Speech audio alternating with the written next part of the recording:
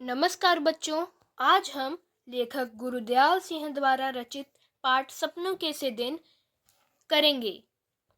तो शुरुआत करते हैं गुरुदयाल सिंह के जीवन परिचय से। इनका जन्म पंजाब के जैतो कस्बे में 10 जनवरी 1943 को साधारण परिवार में हुआ। इन्होंने बचपन से ही कीलों, हथौड़ों और कमंचे से काम करते हुए शिक्षा पूरी की। बाद में इन्होंने लेखन का कार्य शुरू कर दिया। ये 1954 से 1970 तक स्कूल में अध्यापक रहे। इनकी पहली कहानी 1957 में पंचदरिया नामक पत्रिका में प्रकाशित हुई। जब ये कॉलेज में प्राध्यापक हुए तो इन्हें अपने ही उपन्यास पढ़ाने का मौका मिला।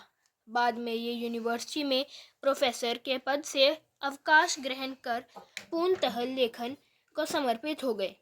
पंजाबी भाषा में उल्लेखनीय योगदान के लिए इन्हें ज्ञानपीठ पुरस्कार के साथ साथ साहित्य अकादमी पुरस्कार, सोवियत लैंड नेहरू सम्मान, पंजाब साहित्य अकादमी तथा कई अन्य सम्मानित पुरस्कार मिले हैं। इन्होंने बतौर लेखक कई देशों की यात्रा की। इनकी प्रमुख रचनाएं हैं मड़ी का दीवा, अथ चांदनी रात, पांचवा पहर, सब देश पराया, सांझ सवेरे और आत्मकथा क्या जानूं मैं कौन।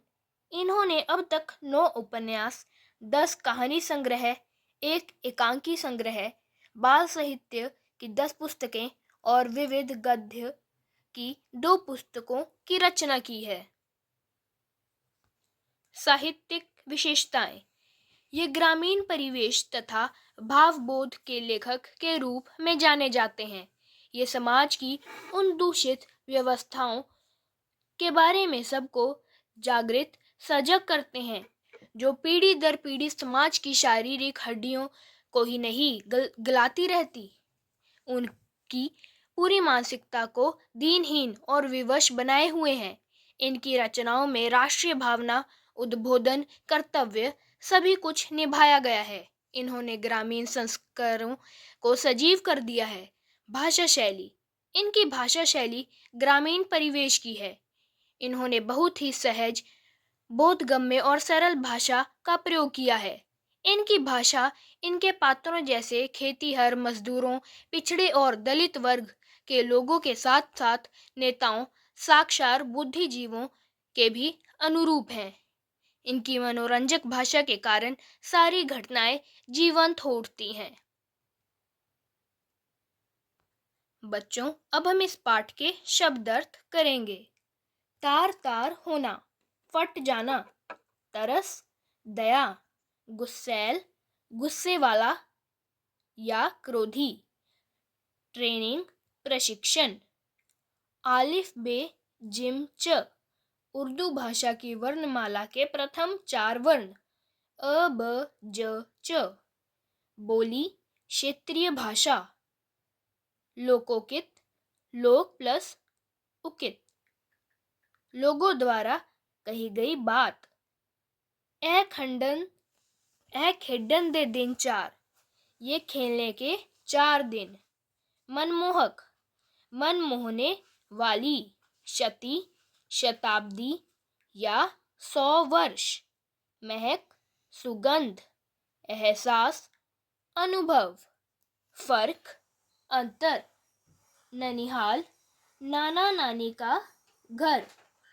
दुम, पूंछ, ढांढस, धैर्य, रोज, प्रतिदिन, बालिशत, माप, चिक, बांस की खंपचियों से बना पर्दा, कतार, पंक्ति, बाघ की तरह झपटना, अकस्मात हमला करना, खाल, खींचना, बुरी तरह पिटना, चमड़ी उधेड़ना, बुरी तरह मारना पीटना, दोरंगे, 2 रंग के, डिसिप्लिन, अनुशासन, गुडविल, साख,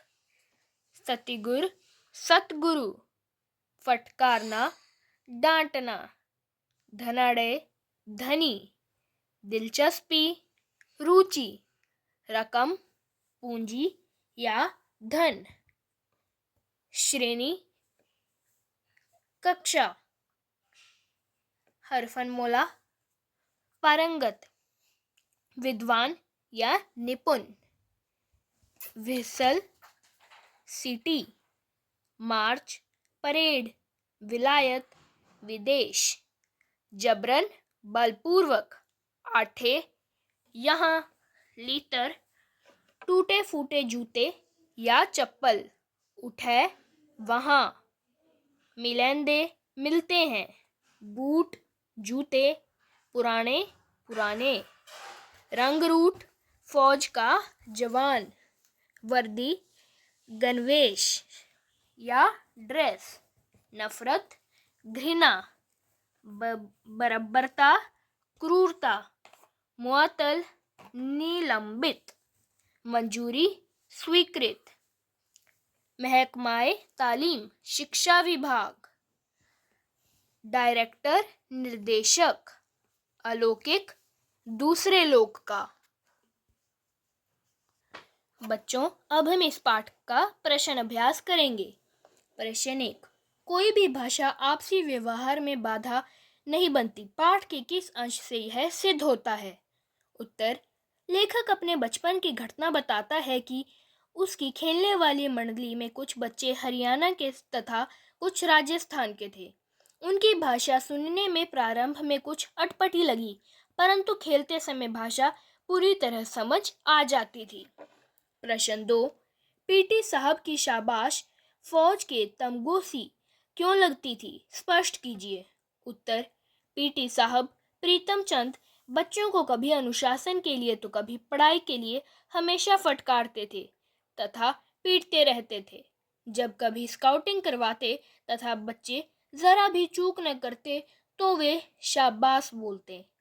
हमेशा डांटने वाला यदि कभी प्यार से बोले तो बेहद खुशी मिलना स्वाभाविक बात है। यह शाबाश शब्द बच्चों को फौज के तमगोसा लगता था। प्रश्न 3, नई श्रेणी में जाने और नई कॉपियों और पुरानी किताबों से आती विशेष गंध से लेखक का बालमन क्यों उदास हो उठता था? उत्तर, नई श्रेणी में जाते ही कुछ मास्टर तो वही होते थे जो पिछली श्रेणी में पढ़ाते थे, परंतु कुछ नए होते थे। नए अध्यापकों से डर स्वाभाविक था। इसके अलावा जो अध्यापक पहले पढ़ा चुके होते थे वे सभी बच्चों से हफरन मौला होने की उम्मीद करते थे और उम्मीदों पर खरा न उतरने पर पिटाई भी होती थी। अतः जो नई श्रेणी में मुख्य अध्यापक उसे किसी की पुरानी किताबें दिलाते थे और नई कापियां मिलती थी, उनसे भी उसे उदासी ही मिलती थी। प्रश्न 4, स्काउट परेड करते समय लेखक अपने को महत्वपूर्ण आदमी फौजी जवान क्यों समझने लगता था? उत्तर, स्काउट परेड करते समय धोबी से धुली वर्दी, पालिश किए बूट तथा जुराबों को पहनकर जब लेखक ठक ठक करके चलता था तो वह अपने आप को फौजी से कम नहीं समझता था। वह अकड़ कर चलता तो अपने अंदर एक फौजी की आन बान और शान महसूस करता था। प्रश्न 5, हेडमास्टर शर्मा जी ने पीटी साहब को क्यों मुअत्तल कर दिया? उत्तर, एक दिन पीटी मास्टर ने बच्चों को एक फारसी शब्द रूप याद करने को दिया। बहुत याद करने पर भी एक भी बच्चा शब्द रूप न सुना पाया तो मास्टर क्रोधित हो गए। उसने सारे बच्चों को मुर्गा बना दिया। इस अवस्था में छोटे बच्चे 3-4 मिनट में ही लुढ़क कर गिरने लगे। अचानक मुख्याध्यापक वहां से आ निकले। वे नन्हे बच्चों पर ऐसा दंड सहन न कर पाए और उन्होंने पीटी मास्टर को मुअत्तल कर दिया। प्रश्न 6, लेखक के अनुसार उन्हें स्कूल खुशी से भागे जाने की जगह न लगने पर भी कब और क्यों उन्हें स्कूल जाना अच्छा लगने लगा? उत्तर, जब स्कूल में सब बच्चों को रंग बिरंगे झंडे देकर गले में रुमाल बांधकर मास्टर प्रीतम चंद परेड करवाते थे तो लेखक को बहुत अच्छा लगता था। जब मास्टर विसल बजाकर राइट टर्न, लेफ्ट टर्न या अबाउट टर्न कराते थे और सब बच्चे ठक ठक करके चलते थे, तब मास्टर उन्हें शाबाश कहते जो लेखक को पूरी साल मिले गुड्डों से भी प्यारा लगता था। इन्हीं वजहों से स्कूल में खुशी से न जाना भी स्कूल में जाना अच्छा लगने लगा। प्रश्न 7। लेखक अपने छात्र जीवन में स्कूल से छुट्टियों में मिले काम को पूरा करने के लिए क्या क्या योजनाएं बनाया करता था और उसे पूरा न कर पाने की स्थिति में किसकी भांति बहादुर बनने की कल्पना किया करता था? उत्तर। लेखक अपने छात्र जीवन में स्कूल में मिले छुट्टियों के काम को पूरा करने के लिए समय सारणी बनाता था तथा यह निश्चित करता था कि इतना कार्य एक दिन में करना है। धीरे धीरे समय बीतने लगता तथा खेलने के चक्कर में काम पूरा न होता तो वह ओमा नामक ठिगने और बलिष्ठ लड़के जैसा बनना चाहता, जो बहुत दंड था तथा जो काम करने की बजाय पिटने को सस्ता सौदा समझता था। प्रश्न 8। पाठ में वर्णित घटनाओं के आधार पर पीटी सर की चारित्रिक विशेषताओं पर प्रकाश डालिए। उत्तर। व्यक्तित्व। कभी हंसता न दिखने वाला मास्टर प्रीतम चंद का शरीर गठीला तथा दुबला पतला, ठिगना कद, चेहरे पर माता के दाग थे। उसकी आंखें बाज सी भूरी तथा तेज थी। वह खाकी वर्दी तथा लंबे जूते, जो ऊंची एड़ियों वाले तथा खुरियों वाले थे, पहनता था। अनुशासन। वह एक सख्त अनुशासक था। अगर बच्चा पंक्ति में जरा भी बाहर निकल जाता तो वह उसकी पिटाई करता था। इस भय से बच्चे पंक्ति में आगे पीछे के बच्चों का विशेष ध्यान रखते थे। बराबर। अध्यापक फारसी शब्द रूप को याद न कर पाने पर बच्चों को मुर्गा बनाकर पिटाई करता था। नन्हे बच्चों को ऐसी कठोर सजा देते हुए मुख्य अध्यापक देख लेते हैं। वे अपने उदार हृदय के कारण इस दंड को सहन नहीं कर पाते तथा इस बर्बरता के लिए पीटी अध्यापक को निलंबित कर देते हैं। प्रश्न 9। विद्यार्थियों को अनुशासन में रखने के लिए पाठ में अपनाई गई युक्तियों और वर्तमान में स्वीकृत मान्यताओं के संबंध में अपने विचार प्रकट कीजिए। उत्तर। पाठ में अनुशासन के लिए अपनाई युक्तियों। विद्यार्थियों को अनुशासन में रखने के लिए पीटी अध्यापक पिटाई जैसे कठोर दंड का सहारा लेता है, जो एक निंदनीय मार्ग है। वर्तमान में स्वीकृत मान्यताएं। अब अध्यापकों को प्रशिक्षण दिया जाता है कि बच्चों के हर कार्य के कारण को जान सकें तथा प्यार से उनकी गलती का एहसास कराकर उसे समझाया जाए।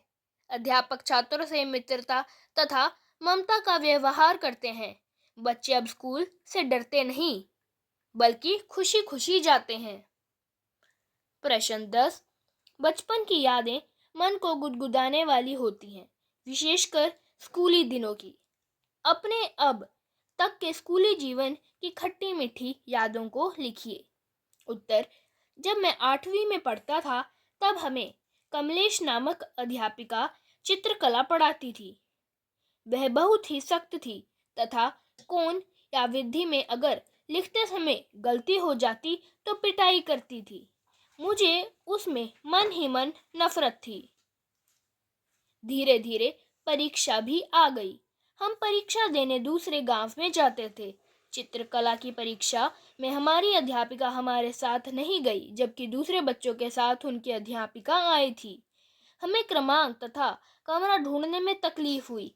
पेपर में मॉडल समझ नहीं आ रहा था। जब मैंने एक अध्यापिका से मॉडल का प्रश्न समझने के लिए प्रश्न पूछा तो वह तपाक से बोली कि उस पागल को क्यों नहीं लेकर आए। मैंने तुरंत जवाब दिया कि मैंने सोचा एक पागल बहुत रहेगी। वह पेपर पूरा हुआ। तब तक मुझे घूरती रही। मॉडल भी अपने आप समझ आ गया था। परीक्षा देकर अपने स्कूल पहुंचे तो सबने मेरी कार स्थानीय अध्यापिका को बताई। उसने बड़े प्यार से मेरे गालों को खींचकर गोद में बिठा लिया। प्रश्न 11। प्राय अभिभावक बच्चों को खेल कूद में ज्यादा रुचि लेने पर रोकते हैं और समय बर्बाद न करने की नसीहत देते हैं। बताइए खेल आपके लिए क्यों जरूरी है। उत्तर। खेल कूद से हमारा शरीर स्वस्थ तथा चुस्त रहता है। इसके अलावा समूह में खेलने से सामाजिक भावना बढ़ती है। समूह में रहने तथा एकता और प्रतिस्पर्धा के गुण समझ में आते हैं। खेल कूद मनोरंजन के अलावा अब आय का भी साधन बन चुका है। ख, आप कौन से ऐसे नियम कायदों को अपनाएंगे जिससे अभिभावकों को आपके खेल पर आपत्ति ना हो? उत्तर, हमें खेल तथा पढ़ाई का समय निश्चित करना चाहिए। जिस प्रकार खेल कूद शरीर के लिए जरूरी है, वैसे ही पढ़ाई जीवन को समझने तथा भविष्य को सुधारने के लिए जरूरी है। अतः हमें इन दोनों को समय सारिणी बनाकर पर्याप्त समय देना चाहिए। इससे हमें ज्ञान तथा स्वस्थ शरीर मिलेगा तथा अभिभावकों को हमारे खेलने से आपत्ति नहीं होगी।